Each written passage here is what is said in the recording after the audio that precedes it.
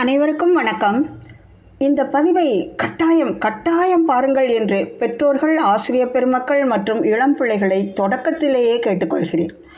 மது, கஞ்சா போன்ற போதைப் பொருட்கள் பயன்படுத்துவது எல்லாம் புதிதான பழக்கம் இல்லை, காலங்காலமாக இருந்து வரும் ஒன்றுதான்.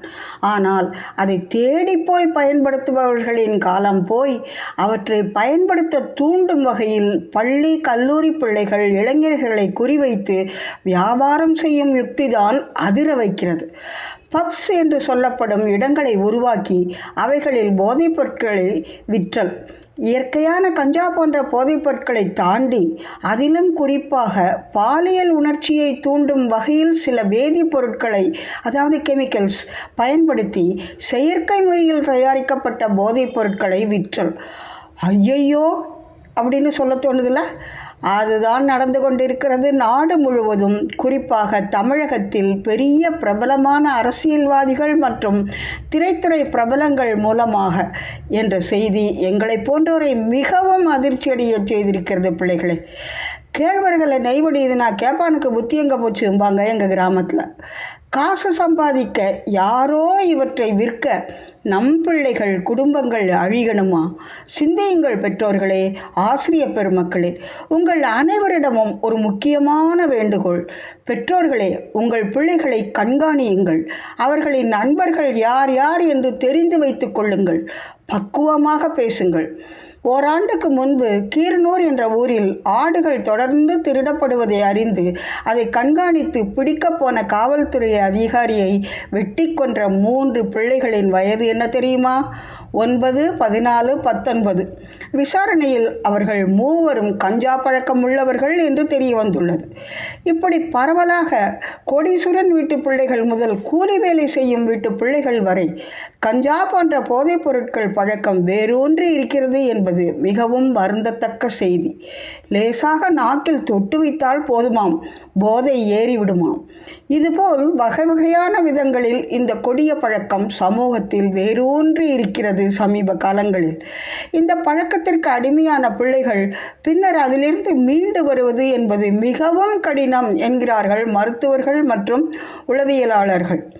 நடுத்தர, கீழ்நடுத்தர, அடித்தட்டு மக்களின் பிள்ளைகள் இவற்றை வாங்க காசு இல்லாத போது அதற்காக தங்கள் வீடுகளில் அல்லது வெளியே எங்கேயாவது திருடத் தொடங்குகிறார்கள். அதைவிட கொடுமை, தீவிரவாதத்தை வளர்க்கும் கும்பல் இவர்களை போன்ற பிள்ளைகளை குறிவைத்து பிடித்து இவர்களுக்கு தொடர்ந்து போதைப் பொருட்கள் கிடைக்கச் செய்து பலவிதமான கடத்தல் தொழில்களில் ஈடுபட வைத்து அவர்களை ஒரு தீவிரவாத அமைப்பாக உருவாக்கி விடுகிறார்கள் என்று தொடர்ந்து செய்திகள் வருகின்றன. எய்தவன் இருக்க அம்பை நோவதேன்பாங்க நம்ம பெரியவங்க. அதுதான் நடந்துக்கிட்டு இருக்கு.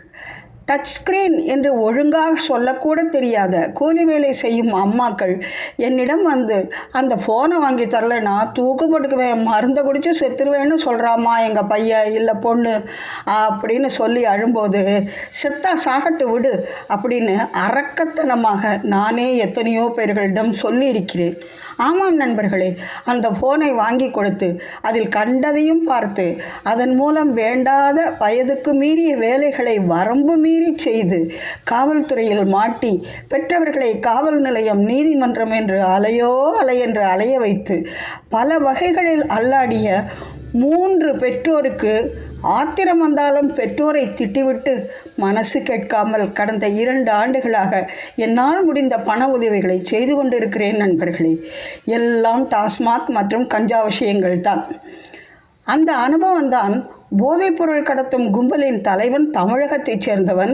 பல்லாயிரம் கோடிகள் கடந்த 2 ஆண்டுகளில் தமிழகம் மட்டுமின்றி நாட்டின் பல பகுதிகளில் மற்றும் நியூசிலாந்து, ஆஸ்திரேலியா, மலேசியா, கென்யா என்று உலக அளவிலும் செயற்கை போதைப் பொருட்களை கடத்தி விற்று சம்பாதித்திருக்கிறான் என்ற சமீபத்திய செய்தி குபீரென்று வயிற்றெரிச்சலையும் கடுமையான கோபத்தையும் என்னுள் கிளர்ந்தெழச் செய்தது.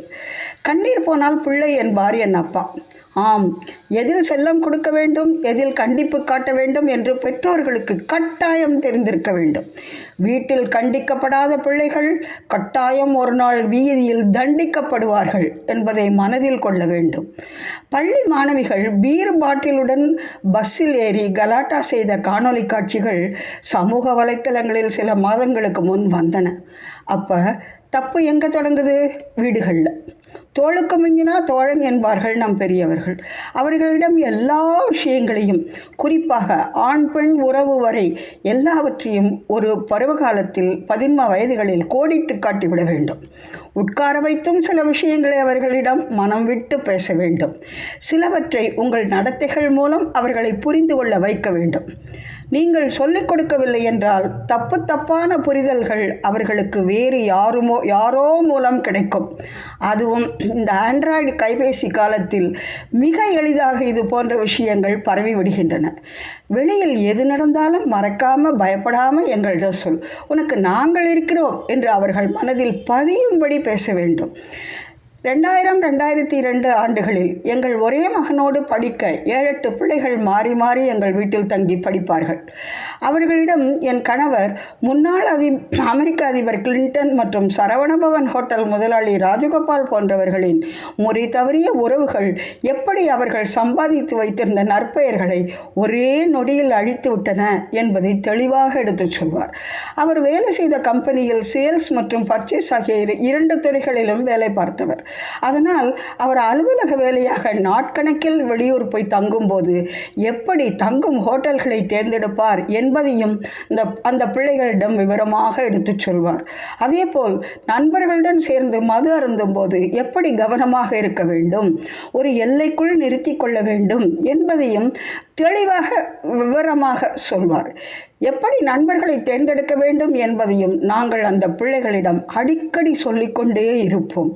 அதன் விளைவு இப்பொழுது எங்களுக்கு நன்றாக தெரிகிறது.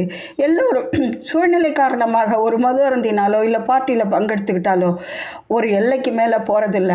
தங்களோட குடும்பம், அதனுடைய கௌரவம் அதை காப்பாற்றிக்கிட்டு இருக்கிறாங்க. உலகம் பூரா எங்கள் பிள்ளைங்க பரவி வாழ்ந்துக்கிட்டு இருக்கிறாங்க, நல்லபடியாக தான் வாழ்ந்துக்கிட்டு இருக்கிறாங்க. அடுத்தது, ஆசிரியர் பெருமக்கள் கட்டாயம் இந்த போதைப் பொருட்கள் எப்படி வாழ்க்கையை சீரழித்து விடும் என்பதை அவ்வப்போது பிள்ளைகள் மனதில் பதிய வைக்க வேண்டும். பாடங்கள் பொருளாதார ரீதியாக மட்டுமே உதவும். ஆனால் நீங்கள் அவர்களுக்கு அக்கறையோடு சொல்லிக் கொடுக்கும் நல்ல நெறிமுறைகள் அவர்களின் வாழ்க்கையை இளமையிலேயே பண்படுத்திவிடும். ஆசிரியர் பெருமக்களே, அதற்காக ஒவ்வொரு நாளும் சில மணித்துளிகள் இதற்காக ஒதுக்குங்கள் என்று மிகவும் பணிவுடன் கேட்டுக்கொள்கிறேன். இன்றைய காலகட்டத்திலும் பெற்றோர் சொல்வதை விட ஆசிரியர்களின் பேச்சுக்களுக்கு மிகுந்த மரியாதை கொடுக்கும் பிள்ளைகள் இருக்கத்தான் செய்கிறார்கள். எங்கள் சார் சொன்னாங்க, எங்கள் மிஸ் சொன்னாங்க அப்படின்னு பெருமையாக பேசும் பிள்ளைகள் இன்றும் இருக்கிறார்கள். கடைசியாக, இளம் பிள்ளைகளே, உங்களுக்கு என்று ஒரு நல்ல குடும்பம், அதற்கென்று ஒரு கௌரவம் இருக்கிறது. மூத்தோர் சொல் முன்னே கசக்கும் பின்னே இனிக்கும் என்று ஒரு பழமொழி உண்டு. உங்கள் நலனில், முன்னேற்றத்தில் உங்களை விட அதிகம் அக்கறை கொண்டவர்கள், அதற்காக உழைப்பவர்கள், உங்களுக்கு வேண்டிய அத்தனை வசதிகளையும் தங்களின் தேவைகளை குறைத்து கொண்டு கூட செய்து கொடுப்பவர்கள் உங்கள் பெற்றோர்தான் என்பதை ஒவ்வொரு நொடியும் நீங்கள் நினைவில் கொள்ள வேண்டும். அதேபோல் நல்ல நண்பர்களை தேர்ந்தெடுக்க வேண்டும். Tell me your friend, I'll tell you who you are என்பார்கள். அதனால் நல்ல நட்பு மிகவும் முக்கியம். களவும் கற்றுமர என்பார்கள். கெட்டதை தெரிஞ்சுக்கோ, அப்போதான் அதிலிருந்து விலக முடியும் அப்படிம்பாங்க எங்கள் அம்மா. பெண் பிள்ளைகள் உங்கள் ட்ரெஸ் விஷயத்தில் மிகவும் கவனம் செலுத்த வேண்டும். என்னை பார், என்னை அழகப்பார்னு ட்ரெஸ் பண்ணாதேம்பாங்க எங்கள் அம்மா. இதையே ஆங்கிலத்தில் ஐ கேச்சிங்காக ட்ரெஸ் பண்ணாதே அப்படிம்பாங்க எங்கள் கல்லூரி முதல்வர்.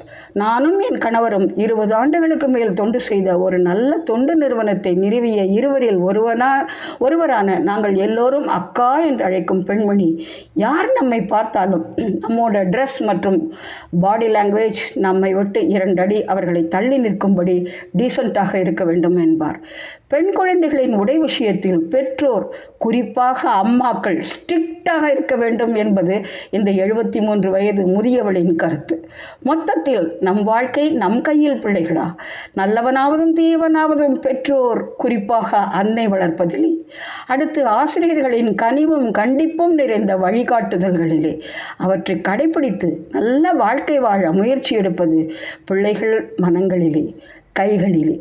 நமது பிள்ளைகள் நமக்கு மட்டும் உரியவர்கள் அல்ல, எதிர்கால பாரதம் அவர்கள்தான் என்பதை ஒவ்வொரு பெற்றோரும் ஆசிரியரும் உணர்ந்து செயல்பட வேண்டும். மிகுந்த மனவேதனையுடன் இந்த அம்மா போட்டிருக்கும் இந்த பதிவை பார்ப்பவர்கள் எவ்வளவு முடியுமோ அவ்வளவு பகிருங்கள். மீண்டும் சொல்கிறேன், மிகுந்த மனவேதனையுடன் இந்த அம்மா போட்டிருக்கும் இந்த பதிவை பார்ப்பவர்கள் எவ்வளவு முடியுமோ அவ்வளவு பகிருங்கள் என்று மிகவும் பணிவுடன் கேட்டுக்கொள்கிறேன். அன்பு நண்பர்களே, நல்ல சமுதாயம் அமைய அனைவரும் ஒத்துழைப்போம். நம் நாட்டின் பெருமையை காப்போம். ஜெய் ஹிந்த்.